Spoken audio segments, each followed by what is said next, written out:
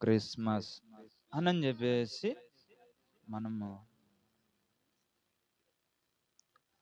పండుగ చేసుకుంటూ ఉన్నాము, క్రొత్త బట్టలు తెచ్చుకుంటూ ఉన్నాము. సంవత్సరానికి ఒకసారి క్రొత్త బట్టలు తెచ్చుకుంటున్నాము.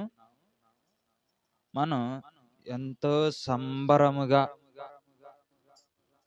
మరి యొక్క పండుగని మనం అందరం కూడా చేస్తూ ఉన్నాం. దేవుని స్తోత్రం. క్రిస్మస్ అనగా ఏంది? క్రిస్మస్ అంటే ఏంది? దేవుడు పుట్టినరోజు అంటే ఇప్పుడు గాంధీ జయంతి అవన్నీ ఉన్నాయి. వాళ్ళు పుట్టినరోజు అని చెప్పేసి అలాగనే యేసు ప్రభు జయంతి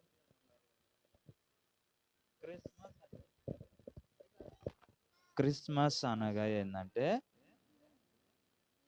క్రీస్తుని ఆరాధించుట. దేవుని స్తోత్రం. క్రిస్మస్ అంటే ఏంది? క్రీస్తుని ఆరాధించుట. అందుకని మనం అందరము కూడా డిసెంబర్ 25న యేసు ప్రభు పుట్టాడు అని చెప్పేసి తెలియని వాళ్ళకి తెలియపరుస్తూ ఉన్నాము. తెలిసిన వాళ్ళు కూడా నేర్చుకుంటూ ఉన్నారు దేవుని యొక్క పుట్టుకను గురించి. ఇంకా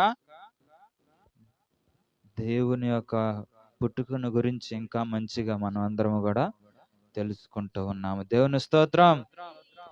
కాబట్టి ప్రియమైనటువంటి దేవుని బిడ్డలారా, ఈరోజు ఏంటంటే మత్తయి సువార్త 2వ అధ్యాయం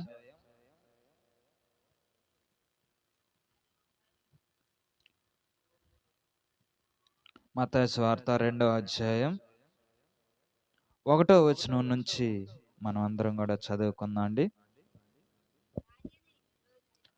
రాజైన హేరోదు దినములయందు యూదయ దేశపు బెత్లెహేములో యేసు పుట్టిన పిమ్మట ఇదిగో తూర్పు దేశపు జ్ఞానులు యెరూషలేమునకు వచ్చి యూదుల రాజుగా పుట్టినవాడెక్కడనున్నాడు? తూర్పు దిక్కున. మేము ఆయన నక్షత్రము చూచి ఆయనను పూజించవచ్చితమని చెప్పిరి. దేవుని స్తోత్రం. ప్రార్థన చేసుకుందామండి. ప్రార్థన చేసుకొని మనం తర్వాత వాక్య భాగంలోనికి వెళ్దాండి. ప్రార్థన. మహాపరిశుద్ధుడా, ప్రేమ కలిగిన దేవా, నీ బంగారు పాదములకు మా హృదయపూర్వక వందనాలు చెల్లించుకున్నాం ప్రభా. అయ్యా, మరి ఇప్పుడు నా తండ్రి, నీ జీవ గ్రంథంలో ఉన్నటువంటి వాక్యాన్ని మేము అందరం కూడా చదువుకొని ఉన్నాం కనుక నాయనా, ఆ వాక్యాన్ని వివరించడానికి నాలో మీరుండి, నా నోటికి మీరు బోర్లాగా ఉండి, నా యందు మీరుండి ఈ వాక్యాన్ని వివరించడం సహాయం చేయను ప్రభా. అయ్యా, మరి నీ ప్రజలకు నాయన మంచిగా అర్థమయ్యే విధంగా వివరించి చెప్పినట్లుగా సహాయం చేయండి. నీ యొక్క పుట్టుకను గురించి మేమందరం కూడా తెలుసుకొని మా యొక్క హృదయములను మార్చుకున్నట్లుగా, మా యొక్క మనసును మార్చుకొని రక్షింపబడినట్లుగా సహాయం చేయమని మా ప్రభు అయినటువంటి యేసుక్రీస్తు పరిశుద్ధమైన నామములో బ్రతిమలాడ అడిగి వేడుకుంటున్నాం మా ప్రియ పరమ తండ్రి. ఆమేన్. దేవుని స్తోత్రం. మరోసారి చదువుకుందండి. రాజైన హేరోదు దినములయందు యూదయ దేశపు బెత్లెహేములో యేసు పుట్టిన పిమ్మట ఇదిగో తూర్పు దేశపు జ్ఞానులు యెరూషలేమునకు వచ్చి యూదుల రాజుగా పుట్టినవాడు ఎక్కడనున్నాడు? తూర్పు దిక్కున మేము ఆయన నక్షత్రమును చూచి ఆయనను పూజింపవచ్చితమని చెప్పిరి. దేవుని స్తోత్రం. ప్రియమైనటువంటి దేవుని బిడ్డలారా, ఇక్కడ ఏంటంటే యేసు ప్రభు వారు పుట్టి ఉన్నాడు. ఎక్కడ పుట్టి ఉన్నాడు? యూదయ దేశపు బెత్లెహేములో ప్రభు అయినటువంటి యేసుక్రీస్తు వారు మన కోసము పుట్టి ఉన్నాడు. దేవుని స్తోత్రం. ఆ బెత్లెహేములో ఎక్కడ? పశువుల పాకలో పుట్టి ఉన్నాడు. ఏమైంది? డాబాలో పుట్టొచ్చుగా, లేదంటే హాస్పిటల్లో పుట్టొచ్చుగా. ఎందుకని పశువుల పాకలోనే పుట్టాడు? ఎందుకని? ఆయన మనల్ని రక్షించటానికి ఈ భూమి మీదకి వచ్చి ఉన్నాడు. ఆ రావటానికి ముందు యేసు ప్రభు వారికి స్థలం ఇవ్వాలి. ఎక్కడా కూడా స్థలం ఇవ్వాలి. సత్రంలోకి వెళ్ళాడు. సత్రంలో స్థలం ఇలా. ఎవరు? యోసేపు మరియా వాళ్ళిద్దరు కూడా సత్రంలోకి వెళ్తే సత్రంలో స్థలం ఇలా, ఎక్కడ పోయినా కానీ స్థలం ఇలా ఈగిపోయేసరికి ఇంక ఎక్కడ పోయారు? ఊరి చివరిన పశువుల పాక ఉంది. ఆ పశువుల పాక కాడికి పోతే పశువుల పాకలో ఇంకా ఎవరు కూడా లేరు. ఎందుకని? ఆ గొర్రెలన్నీ కూడా ఆ గొర్రెల కాపర్లు తోలుకొని పొలాల మీద ఉన్నారు, తోలుకొని వెళ్ళిపోయారు. ఆ వెళ్ళిపోయినటువంటి ఆ సమయంలో ఈ మరియా యోసేపు వీళ్ళిద్దరూ కూడా ఇంకా ఎక్కడో కూడా స్థలం లేక, ఎక్కడ కూడా తావు లేక ఇక పశువుల పాకలోకి వెళ్ళిపోయారు. వెళ్ళిపోయినప్పుడు అక్కడ పుట్టి ఉన్నాడు దేవుడు. దేవుని స్తోత్రం. ప్రభు అయినటువంటి యేసుక్రీస్తు వారు ఎక్కడ పుట్టాడు? పశువుల పాకలో, గొర్రెల పాకలో పుట్టి ఉన్నాడు. దేవుని స్తోత్రం. ఆ పుట్టినప్పుడు ఏం పుట్టింది ఆకాశంలో? అంతకుముందు లేవా? అంతకుముందు లేవా నక్షత్రాలు? ఇప్పుడు మనం సాయంత్రం అయినప్పుడు నక్షత్రాల్లో చూస్తే అన్ని వాటికి అడిగి పెద్ద నక్షత్రం ఉండిద్ది. నక్షత్రాలన్నిటిలో కూడా ఒకటే నక్షత్రం, అది చంద్రుడు కాదు. నక్షత్రంలోనే ఒక్క నక్షత్రమే ఉండిద్ది, అన్ని వాటి మీద పెద్ద నక్షత్రం. అదే ప్రభు అయినటువంటి యేసుక్రీస్తు వారు పుట్టినప్పుడు ఉదయించినటువంటి నక్షత్రం. తూర్పు దేశపు జ్ఞానులను నడిపించిన నక్షత్రము కూడా అదే. దేవుని స్తోత్రం. తూర్పు దేశపు జ్ఞానులను నడిపించింది, గొర్రెల కాపర్లను నడిపించి ఉన్నది. దేవుని స్తోత్రం. తర్వాత ఇక్కడ 2వ అధ్యాయం 1వ వచనంలో ఏం చెప్పి ఉన్నాడు? రాజైన హెరోదు దినముల యందు యూదయ దేశపు బెత్లెహేములో యేసు పుట్టిన పిమ్మట ఇదిగో తూర్పు దేశపు జ్ఞానులు యెరూషలేమునకు వచ్చి, యూదుల రాజుగా పుట్టినవాడు ఎక్కడనున్నాడు? తూర్పు దిక్కున మేము ఆయన నక్షత్రము చూచి ఆయన పూజించవచ్చుతామని చెప్పిరి. దేవుని స్తోత్రం. జ్ఞానులకి కనపడినప్పుడు జ్ఞానులు వచ్చి ఉన్నారు. ఎక్కడికి? అప్పుడు హేరోదు దినములు, హేరోదు పరిపాలన చేసేటటువంటి రోజులు అన్నమాట. హేరోదు రాజుగా పరిపాలన చేస్తూ ఉన్నాడు. రాజుగా పరిపాలన చేస్తూ ఉన్నప్పుడు యెరూషలేమునకు వచ్చి ఉన్నారు తూర్పు దేశపు జ్ఞానులు. మరి ఆ చుక్క ఎక్కడ పుట్టినది కదా, ఇంకా ఎక్కడుంది? ఎక్కడ పుట్టాడు? యూదులకు రాజు అయినటువంటి మెస్సయ్య ఎక్కడ పుట్టాడు ఏందని చెప్పేసి తెలుసుకోవటానికి, ఆయన స్తుతించటానికి, ఆయన ఆరాధించటానికి ఈ యొక్క జ్ఞానులు ఎక్కడికి వచ్చి ఉన్నారు? యెరూషలేమునకు వచ్చారు. యెరూషలేమునకు వచ్చి ఉన్నారు.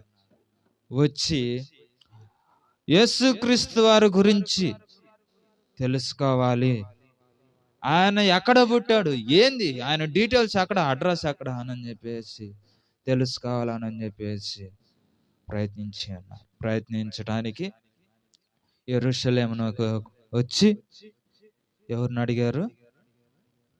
రాజైన హేరోదును అడిగారు. హేరోదు రాజు గారు, మరి ఈ బెత్లెహేములో యూదులకు రాజు అయినటువంటి మెస్సయ్య పుట్టి ఉన్నాడు కదా, పుట్టి ఉన్నాడంట. అదిగో తూర్పు దిక్కున మరి చొక్క పుట్టింది అని చెప్పేసి అనేసరికి ఈ జ్ఞానులు చెప్పినటువంటి ఈ యొక్క మాటని రాజు అయినటువంటి హేరోదు అక్కడ ఉన్నటువంటి శాస్త్రులకి పరిచయులకి చెప్పి, అందరు ఆ శాస్త్రుల పరిచయుల చేత ఏం చేశాడు? శాస్త్రుల పరిచయుల చేత ఏమి చేపించాడు? టెస్ట్ చేపించాడు, అంటే పరిశీలన చేపించాడు. ఎక్కడ పుట్టాడు ఏంది అని చెప్పేసి పరీక్ష చేపించేసరికి ఎక్కడ పుట్టి ఉన్నాడంట? యూదయ బెత్లెహేములో పుట్టాడు అని చెప్పేసి తెలిసింది. తెలిసినప్పుడు బెత్లెహేము సంగతి ఏం చెప్తూ ఉన్నాడు? 5వ వచనం చదవండి. అందుకు వారు యూదయ బెత్లెహేములోనే ఏలయనగా యూదయ దేశపు బెత్లెహేమా, రాజైన హేరోదు చెప్తున్నాడు, రాజైన హేరోదు చెప్తూ ఉన్నాడు, యూదయ దేశపు బెత్లెహేమా,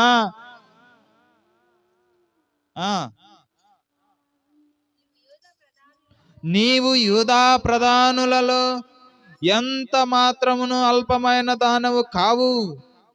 ఇశ్రాయేలును నా ప్రజలను పరిపాలించి అధిపతిని నీలో నుండి వచ్చును అని ప్రవక్త ద్వారా చెప్పబడి ఉన్నదని.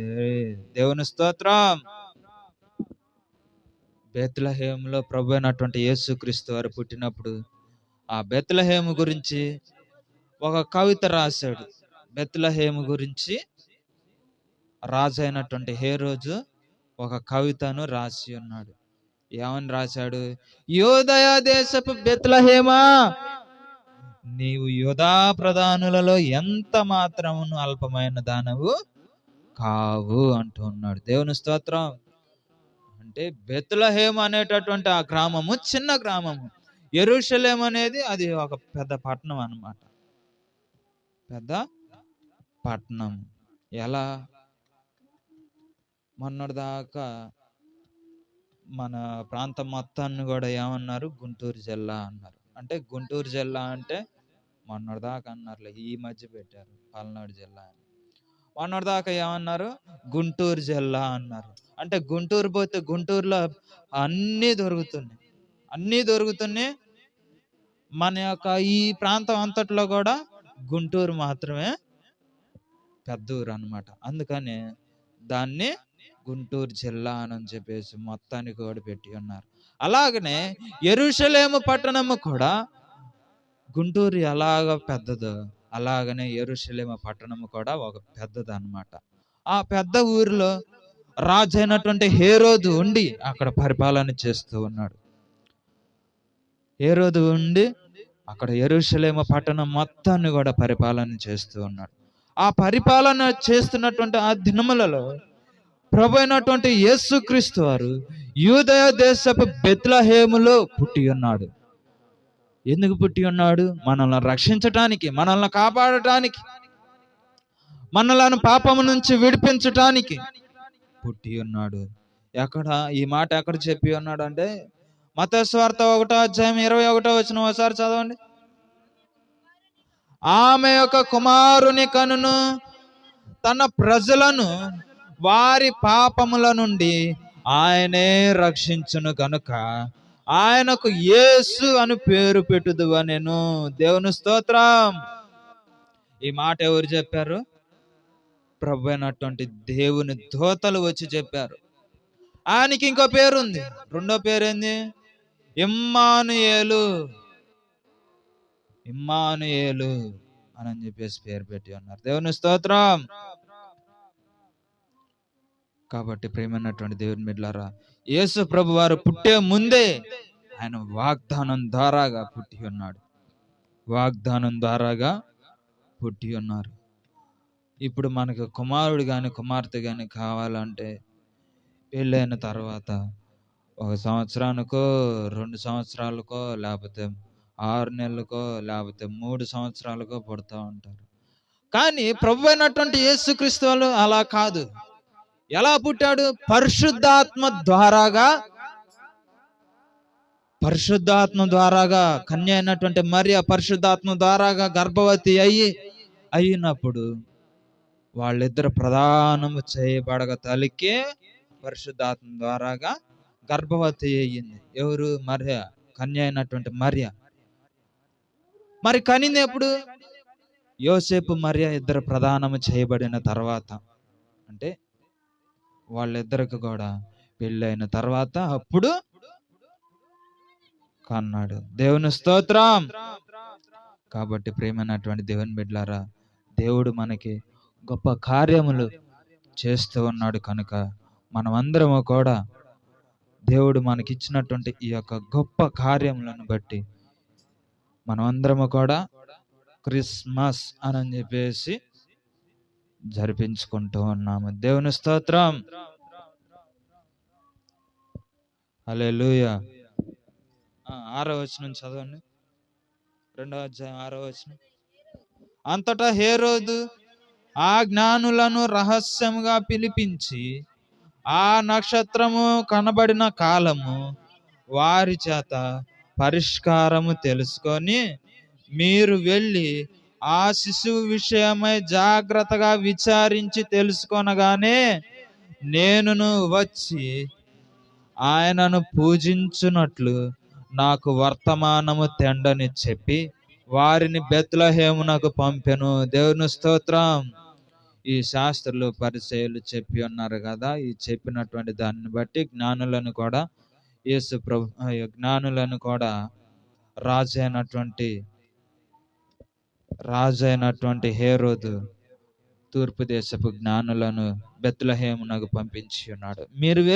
మీరు వెళ్ళి ఆ ప్రభు అయినటువంటి యేసుక్రీస్తు వారిని సాగిలపడి ఆయనకు నమస్కరించి, ఆయన ఎక్కడ ఉన్నాడు, ఏంది, ఆయన డీటెయిల్స్ ఏంది, ఏ ఇంట్లో ఉన్నాడు, ఏ బజార్లో పుట్టాడు అని చెప్పేసి అన్నీ కూడా తెలుసుకొని రండి. తెలుసుకొని వస్తే నేను కూడా వచ్చి ఆ ప్రభు వారిని నేను స్తుతిస్తాను, నేను ఆయన్ని సేవిస్తాను, ఆయనకు పూజిస్తాను, వెళ్ళి రండి అని చెప్పేసి అనేసరికి సరేనని చెప్పేసి వెళ్ళి నాకు వర్తమానం తీసుకురావాలన్నాడు. వర్తమానం తీసుకురావాలనేసరికి సరేనని చెప్పేసి వీళ్ళు తూర్పు దేశంలో ఉన్నటువంటి జ్ఞానులు వెళ్ళి ఆ శిశువును చూశారు, ప్రభు అయినటువంటి యేసుక్రీస్తు వారిని చూశారు. వాళ్ళను నడిపించింది ఏది? తూర్పు దిక్కున పుట్టినటువంటి నక్షత్రము. ఈ నక్షత్రము అందరిని కూడా ఎవరిని? ఆ ముగ్గురు జ్ఞానులను నడిపించింది. దేవుని స్తోత్రం. మరి మన యొక్క జీవితమును రక్షింపబడాలి, మన యొక్క జీవితంలో మారు మనసు పొందాలి అని అంటే మరి మనం దేన్ని బట్టి మనం మారు మనసు పొందాలి? దేన్ని బట్టి మారు మనసు పొందాలి? దేన్ని బట్టి రక్షింపబడాలి? దేన్ని బట్టి మనం ఈ పాపం నుంచి విడుదల పొందాలి అని అంటే, ప్రియమైనటువంటి దేవుని బిడ్డలారా, మనం సంవత్సరం కూడా క్రిస్మస్ చేసుకుంటూ ఉన్నాం, కానీ ఇది ఒక వాడుకగా చేసుకుంటూ ఉన్నాం. వాడుకగా సంవత్సరం డిసెంబర్ 25 వస్తుంది. సంవత్సరం డిసెంబర్ 25 వస్తుంది, పండుగ చేసుకుంటున్నాము, డాన్సులు పెట్టుకుంటూ ఉన్నాము, క్రిస్మస్ చేసుకుంటూ ఉన్నాము, ఘనముగా ఆ రోజు ప్రార్థన చేసుకుంటూ ఉన్నాము అని చెప్పేసి ఇది ఒక వాడుకగా చేస్తూ ఉన్నాం. కానీ దేవుడు ఈ పండుగలు ఎందుకు పెట్టాడు? ఈ పండుగలు దేవుడు ఎందుకు పెట్టాడు అంటే మన యొక్క జీవితము మార్పు కోసము, మన యొక్క జీవితము మార్చబడటం కోసం ఈ పండుగలు పెట్టింది. క్రిస్మస్ ఉంది, న్యూ ఇయర్ అని ఉంది, గుడ్ ఫ్రైడే ఉంది, ఈస్టర్ ఉంది, మట్ల ఆదివారం ఉంది, భస్మ బుధవారం ఉంది. ఇవన్నీ కూడా ఎందుకు పెట్టాడు దేవుడు? సరే, మనుషులు ఎందుకు పెట్టారు? మనుషులు ఈ యొక్క పండుగలను ఎందుకు పెట్టారు అని అంటే మన యొక్క జీవితము మార్పు చెందడము కోసము ఈ యొక్క పండుగలను పెట్టి ఉన్నారు. దేవుని స్తోత్రం. కాబట్టి ప్రియమైనటువంటి దేవుని బిడ్డలారా, పండుగలు ఎన్నో జరిగిపోతూ ఉన్నాయి, కానీ నీ జీవితంలో మార్పు లేదు మానవా అని చెప్పేసి ప్రభు అయినటువంటి యేసుక్రీస్తు వారు మాట్లాడుతూ ఉన్నారు. దేవుని స్తోత్రం.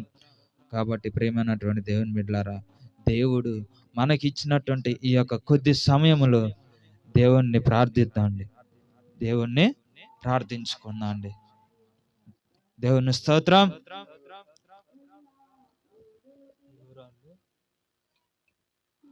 కాబట్టి ప్రియమైనటువంటి దేవుని బిడ్డలారా,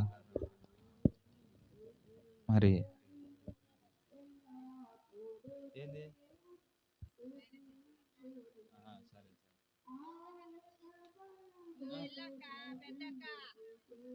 నీకెందుకు అక్క?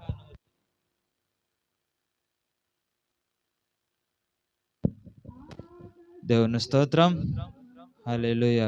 ప్రియమైనటువంటి దేవుని బిడ్డలారా, ఈ యొక్క పండుగలు అనేవి మన యొక్క జీవితానికి సంబంధించినటువంటివి. పాత పండగ పోయి క్రొత్త పండగ వస్తూ ఉన్నది. రోజు గడిచిపోయి కొత్త రోజు వస్తూ ఉన్నది అని అంటే మన యొక్క జీవితంలో కూడా మార్పు ఉండాలి, మార్పు చెందాలి అని అంటే మనం ఈ టెక్నాలజీ ప్రకారంగా మార్పు చెందితే మనం దేనికి పనికిరాము. దేని ప్రకారంగా మార్పు చెందాలి? దేవుని చిత్త ప్రకారముగా మనం అందరము కూడా మార్పు చెందాలి. చాలా మంది పండగ రోజే చర్చికి పోయేవాళ్ళు ఉన్నారు. మిగతా వాటికి ఆదివారం కానీ మిగిలిన రోజుల్లో మరి ప్రార్థన పెట్టినప్పుడు కానీ చర్చికి పోయేవాళ్ళు ఉండరు. ఎప్పుడు పోతారు? పండగ రోజు. చాలా మంది న్యూ ఇయర్ వాటికే పోయేవాళ్ళు ఉన్నారు. సంవత్సరానికి ఒక్కరోజు మాత్రమే పోయేవాళ్ళు ఉన్నారు. కాబట్టి ప్రేమన్నటువంటి దేవుని బిడ్డలారా, దేవుడు మనకి 6 రోజులు పని చేసుకోమని ఇచ్చాడు. 7వ రోజు ఆయన ఆశీర్వదించి దీవించి ఉన్నాడు. ఆ ఆశీర్వదించి దీవించినటువంటి ఆ యొక్క సమయంలో ఏం చేయమన్నాడు? నన్ను ఆరాధించండి, నన్ను సేవించండి, నన్ను స్తుతించండి అని చెప్పేసి ప్రభు అయినటువంటి యేసుక్రీస్తు వారు చెప్పాడు. దేవుని స్తోత్రం. అందుకనే ఈ యొక్క 7వ రోజుని దేవుడు ఆశీర్వదించి దీవించి ఉన్నాడు. హల్లెలూయా. కాబట్టి ప్రియమైనటువంటి దేవుని బిడ్డలారా, మన యొక్క జీవితంలో గొప్ప మేలులు కలగాలి అంటే, మన యొక్క జీవితంలో ఆశీర్వదింపబడాలి, మన యొక్క కుటుంబం దీవించబడాలి, మన యొక్క కుటుంబం రక్షింపబడాలి, మన యొక్క కుటుంబం మారు మనసు పొందాలి, మన యొక్క కుటుంబం మరి పాపము నుంచి విడుదల పొందాలి, మన యొక్క కుటుంబం మరి దోషముల నుంచి అతిక్రమ క్రియలు అన్నిటిలో నుంచి కూడా విడిపింపబడాలి, మనం పరలోక రాజ్యంలో చేర్చబడాలి. మన కుటుంబం అని అంటే మనకి మెయిన్ ఏంటదండి? మనకి మెయిన్ కావాల్సింది వారము ప్రార్థనకు వచ్చి దేవుడిచ్చేటటువంటి ఆశీర్వాదాలు, దేవుని మేలు పొందుకునే వారముగా ఉండాలి. దేవునికి కూడా మన యొక్క హృదయంలో అవకాశం ఇవ్వాలి. దేవుని స్తోత్రం. అవకాశం ఇవ్వకుండా వారం వచ్చి ప్రభా అని చెప్పేసి కాసేపు ప్రార్థన చేసిన దేవుడు ఆ ప్రార్థన అంగీకరించడు అని నేను కాదు చెప్తుంది, బైబిల్లోనే చెప్తూ ఉన్నాడు. మత్తయి సువార్తలోనే, బైబిల్లోనే మనకి స్పష్టంగా చెప్తూ ఉన్నాడు. ప్రభువా అని చెప్పేసి ఎంతో మంది నన్ను తన యొక్క పెదవులతో గణపరుస్తారు, కానీ వాళ్ళ హృదయం ఎంత దూరంలో ఉందంట? దేవునికి అందనంత దూరంలో ఉందంట వాళ్ళ యొక్క హృదయం. కాబట్టి మన యొక్క హృదయము దేవునికి దగ్గరలో ఉండాలి. దేవునికి ఇష్టమైనటువంటి వారిగా మనము మార్చబడాలి. పండగలు గడిచిపోతూ ఉన్నాయి, కొత్త పండుగ వస్తూ ఉన్నది, పాత సంవత్సరం గడిచిపోతూ ఉన్నది, కొత్త సంవత్సరం వస్తూ ఉన్నది అని అంటే మన యొక్క జీవితంలో కూడా నూతనమైనటువంటి జీవితము పొందుకోవాలంటే ఎవరి కాడ పొందుకోవాలి? మన యొక్క తల్లిదండ్రుల కాడ పొందుకోగలుగుతామా? లేకపోతే బంధుమిత్రుల కాడ పొందుకోగలుగుతామా? లేకపోతే స్నేహితుల కాడ పొందుకోగలుగుతామా? లేకపోతే సంఘస్థుల కాడ పొందుకోగలుగుతాము? ఎక్కడ పొందుకోగలుగుతాము? సంఘ పెద్దల కాడ కూడా పొందుకోలేము. ఏంటది? మారు మనసు సంఘ పెద్దల కాడ కూడా పొందుకోలేము. ఎక్కడ పొందుకోగలుగుతాము? దేవుని యొక్క ఆలయంలో, దేవుని యొక్క పాదముల యొద్ద మనకి మారు మనసు అనుగ్రహించబడిద్ది, రక్షణ అనుగ్రహించబడిద్ది. దేవుని స్తోత్రం. కాబట్టి ఈ యొక్క రక్షణ, ఈ యొక్క మారు మనసు, ఈ యొక్క మన యొక్క జీవితంలో మార్పు అనేది కావాలి అనంటే దేవుని యొద్ద మాత్రమే దొరికింది, మానవుల యొద్ద ఎక్కడ కూడా దొరకదు. దేవుని స్తోత్రం. కాబట్టి ప్రియమైనటువంటి దేవుని బిడ్డలారా, దేవుడు మన కోసం దేనికి పుట్టాడు? ఎందుకు పుట్టాడు? మన కోసము మన యొక్క పాపముల నుంచి, మన యొక్క దోషముల నుంచి విడిపించటానికి.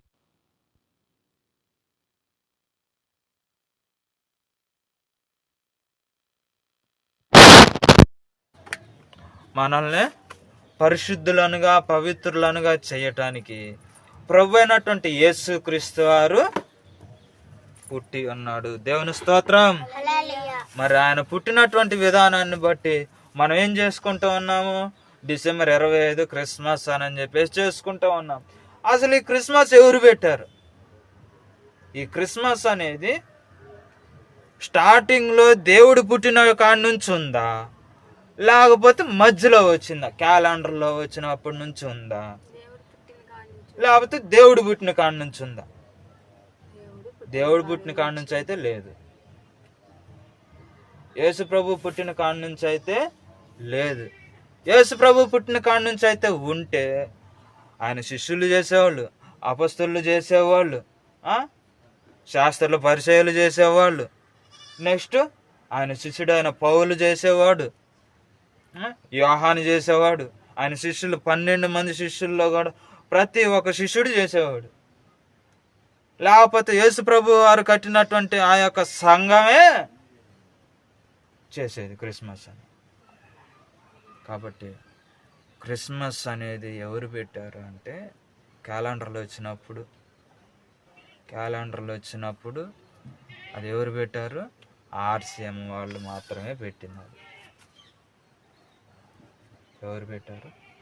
స్వాములు వాళ్ళు మాత్రమే పెట్టింది. ఎందుకంటే మరి ఏది క్రిస్మస్ అని, న్యూ ఇయర్ అని, ఇవన్నీ కూడా వాళ్ళు పెట్టింది. న్యూ ఇయర్ అనేది బైబిల్లో ఉంది. సంవత్సరికం అనేది బైబిల్లో ఉంది. సంవత్సరికం అంటే మనిషి చనిపోయినప్పుడు సంవత్సరికం కాదు. ఏంటది? పాత సంవత్సరం గడిచిపోయి కొత్త సంవత్సరంలోకి ప్రవేశించబోయేటప్పుడు మనం ఏం చేయాలి, ఏంది అని చెప్పేసి బైబిల్ గ్రంథంలో దేవుడు స్పష్టంగా చెప్పాడు. పాత నిబంధనలో చెప్పాడు, క్రొత్త నిబంధనలో కూడా దానికి ఎగ్జాంపుల్ దేవుడు చెప్పి ఉన్నాడు. దేవుని స్తోత్రం. కాబట్టి క్రిస్మస్ అనేది ఏడాది చెప్పల. దానికి అర్థం ఏంటంటే క్రీస్తుని ఆరాధించుట అనేది. ఈ క్రిస్మస్ని డిసెంబర్ 25న పెట్టి ఆ డిసెంబర్ 25న యేసుక్రీస్తు వారు పుట్టి ఉన్నాడు అని చెప్పేసి దాన్ని పుట్టినరోజుగా దాన్ని పాటిస్తూ ఉన్నారు. కాబట్టి ప్రియమైనటువంటి దేవుని బిడ్డలారా, దేవుడు మాత్రానికి ఇవన్నీ కూడా ఏమీ చేయమాల.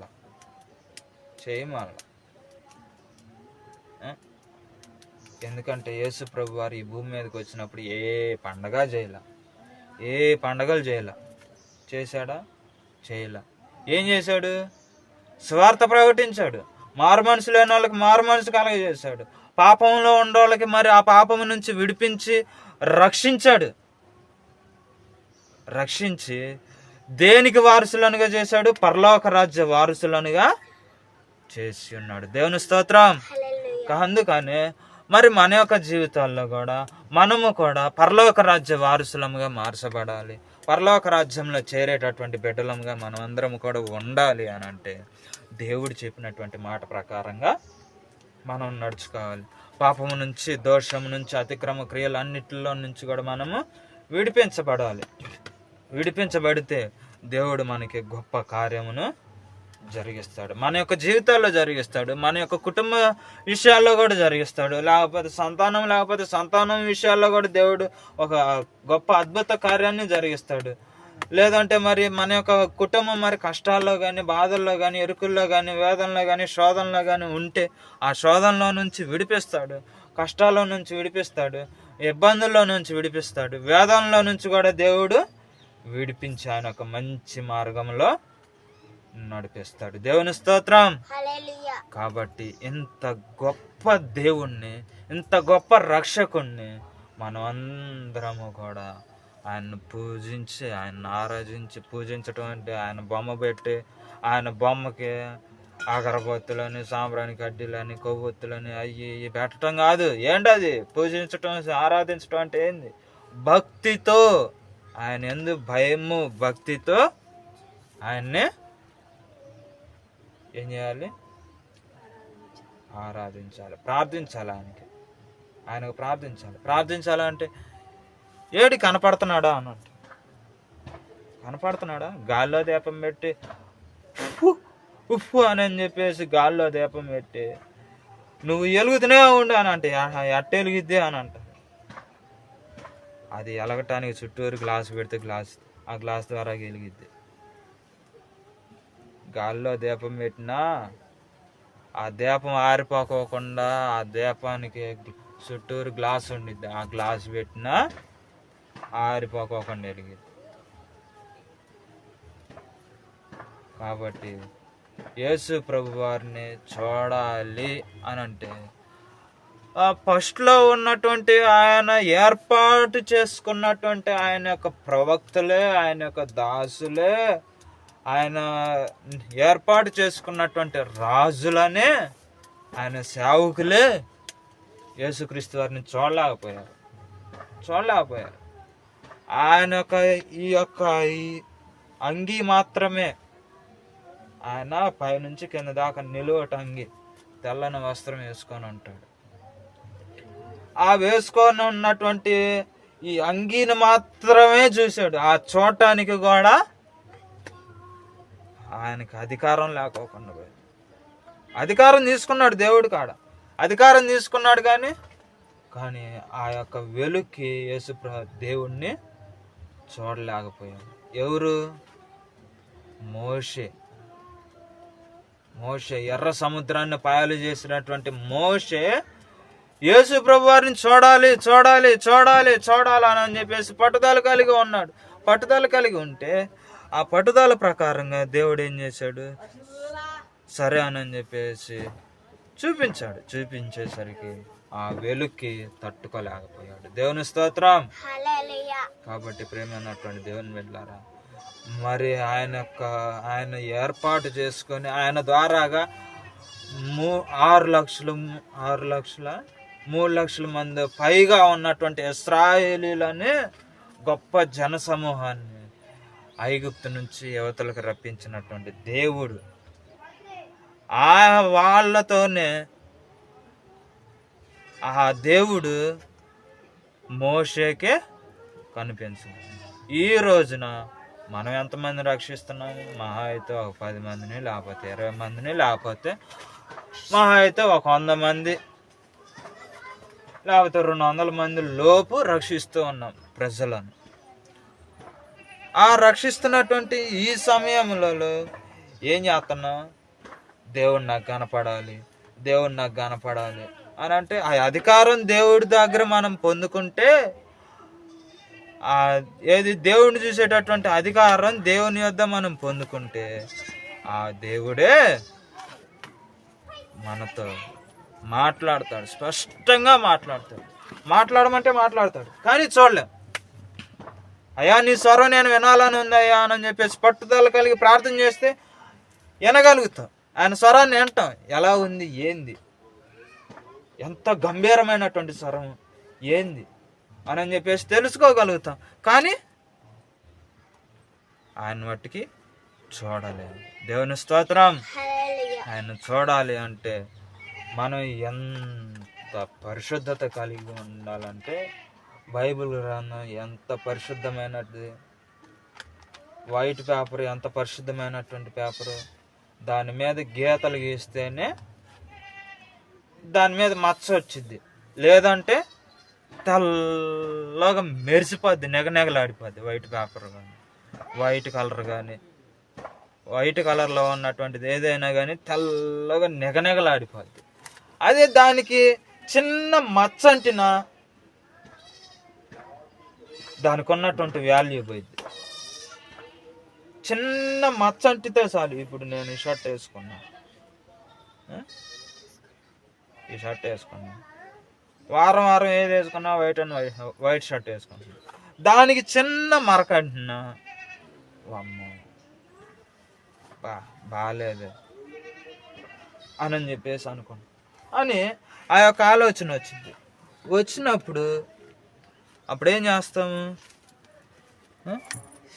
ఆ వైట్ది తీసి వేరే షర్ట్ వేసుకుంటాం. అలాగనే మన యొక్క హృదయం అనేటటువంటి ఈ యొక్క జీవితంలో కూడా మన యొక్క హృదయం కూడా, మన యొక్క ఆత్మ కూడా ఎలా ఉండాలంట?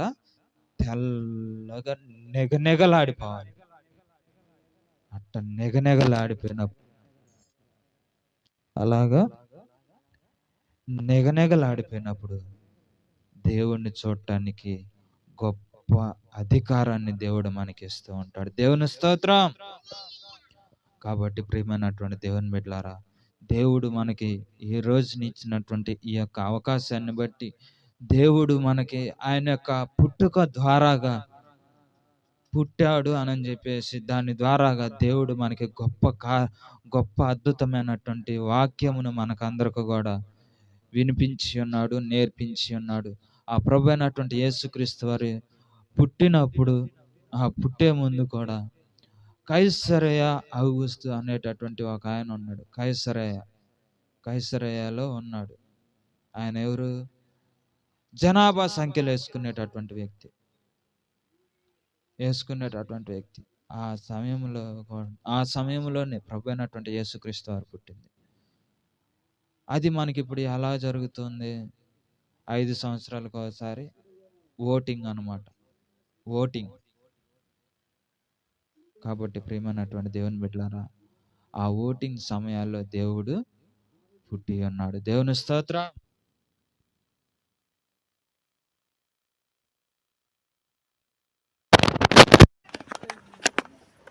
హల్లెలూయా. కాబట్టి ప్రియమైనటువంటి దేవుని బిడ్డలారా, దేవుడు మనకి ఇచ్చిన ఈ యొక్క గొప్ప అవకాశానికి మనం ఆయనకి ఏమి చెల్లించినా కానీ ఆయన యొక్క రుణమును తీర్చుకోలేము. దేవుని స్తోత్రం. ఆయన యొక్క రక్షణ పాత్రని, దేవుడిచ్చినటువంటి రక్షణ పాత్ర అనగా ఏంటది?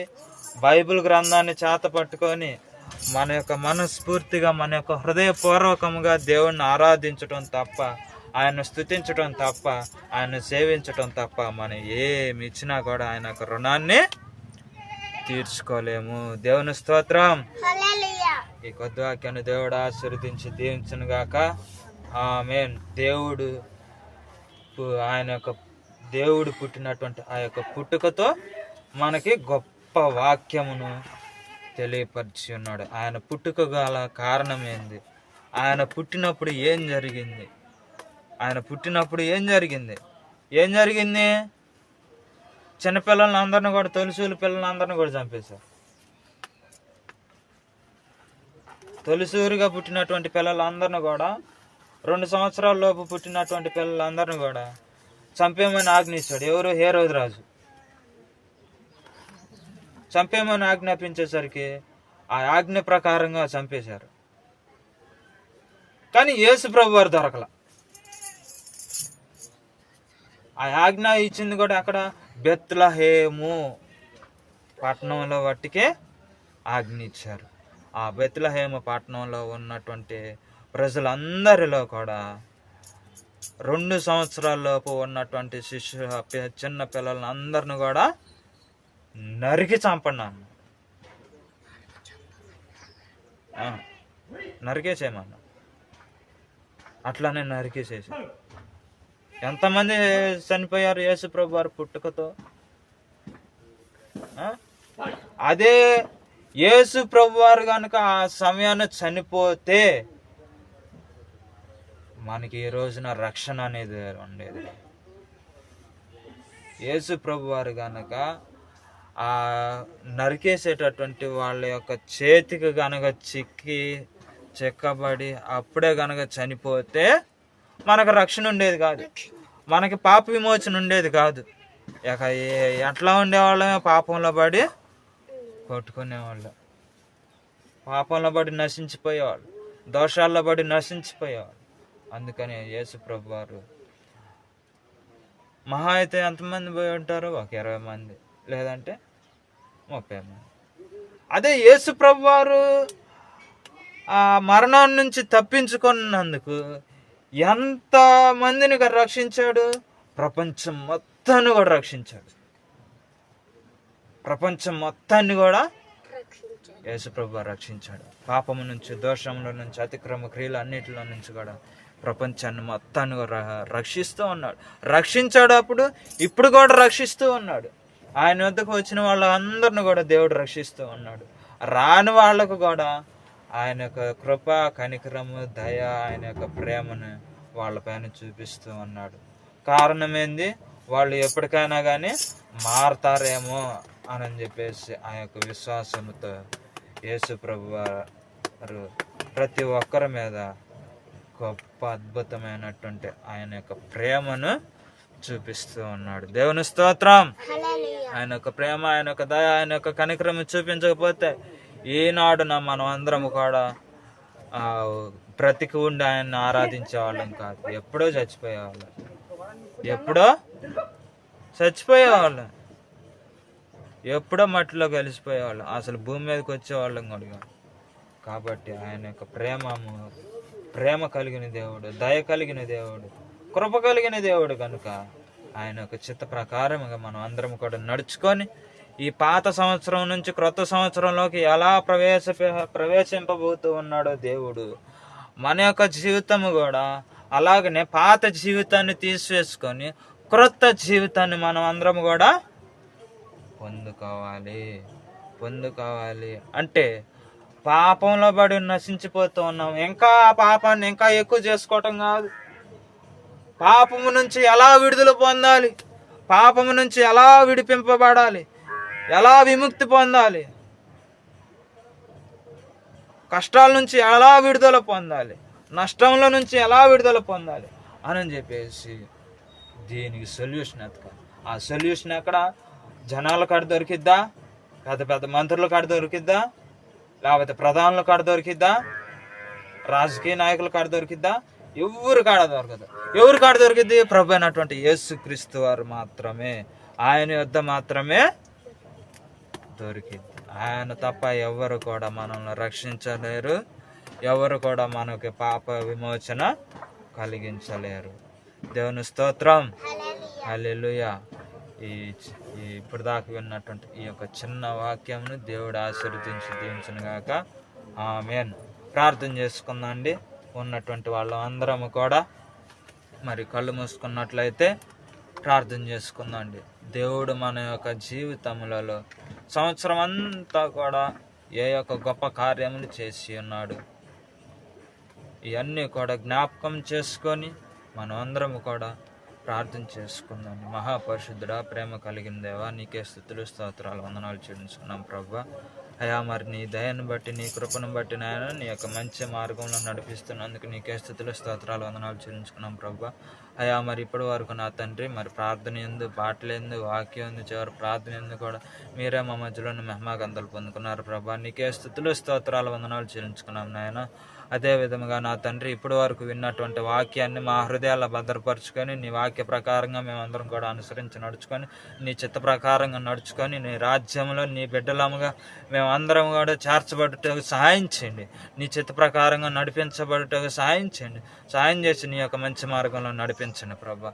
నడిపించండి నా తండ్రి. అయా నీ చిత్త ప్రకారంగా నడిపించండి ప్రభా. నడిపించండి నాయన. అయా నీ యొక్క ఆజ్ఞ లేనిది, అయా నీ యొక్క చిత్తము లేనిది, అయా నీ యొక్క మాట లేనిది మేము ఏమీ కూడా చేయలేము కనుక నా తండ్రి, అయా నీ చిత్త ప్రకారంగా, నీ యొక్క మాట ప్రకారంగా, అయా నీ యొక్క చిత్త ప్రకారముగానే నడిపించి నీ యొక్క మంచి మార్గంలో నడిపించమని మా ప్రభు అయినటువంటి యేసుక్రీస్తు అతి పరిశుద్ధమైన నామంలో ప్రతినాడు అడిగి వేడుకున్నాను తండ్రి. ఆమేన్. పరలోకమందున మా తండ్రి, నీ నామం పరిశుద్ధపరచబడును గాక, నీ రాజ్యం వచ్చును గాక, నీ చిత్తం పరలోకమందు నెరవేరినట్లుగా భూమి అందు నెరవేర్చబడును గాక. నేడు అందన మా ఆహారం దినదే చేయండి తండ్రి. మా ఎల్లా ప్రదాలు చేయించిన ప్రకారం మా ప్రదాలను చేయించండి. ఎందుకనగా రాజ్యము, బలము, శక్తి, మహిమ, ఘనత, ప్రభావములు యుగయుగములు తరతరములు నీవై ఉన్నావు తండ్రి. ఆమేన్. యేసు రక్తమే జయం, శిలువ రక్తమే జయం. వాది క్రియలు అనంత నాశనమే పోను గాక. ప్రభు యేసు రక్తం సంపూర్ణ విజయం, స్వస్థను, సంపూర్ణమైన ఆరోగ్యం అనుగ్రహించబడును గాక. ఆమేన్. ఆమేన్. ఆమేన్. అందరికీ వందనాలు. దేవుని యొక్క చిత్తమైతే, దేవుని యొక్క అవకాశం ఉంటే ఆదివారం కూడా మనం అందరము కూడా, శనివారం ఆదివారము మనం అందరము కలిసి దేవుని స్తుతించేటటువంటి ఒక గొప్ప ధన్యతని దేవుడు అనుగ్రహించును గాక. ఆమేన్. దేవుని స్తోత్రం.